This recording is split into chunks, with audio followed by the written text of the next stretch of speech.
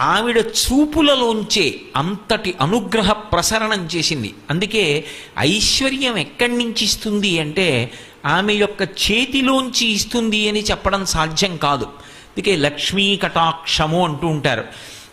ఆవిడ చూపు పడితే చాలు, ఒక్కసారి అలా ప్రసన్నంగా చూసిందా, ఇక అక్కడ ఎంత ఐశ్వర్యం ఏర్పడుతుంది అనేటటువంటి దాని గురించి చెప్పడం ఎవరికీ సాధ్యం కాదు. అయితే మీరు ఒక్క విషయం జ్ఞాపకం పెట్టుకోవాలి. నేను ఐశ్వర్యము ఐశ్వర్యము ఐశ్వర్యము అన్న మాట వాడుతున్నప్పుడు కేవలము నేను సంపద గురించి మాట్లాడుతున్నాను అని మీరు అనుకోకూడదు.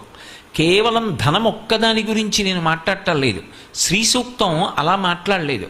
కేవలం డబ్బొక్కటే లక్ష్మీదేవి ఇస్తుంది అని నిర్ధారణ చేయకూడదు. లక్ష్మి అంటే జీవితాన్ని పండించగలిగినటువంటి శక్తి.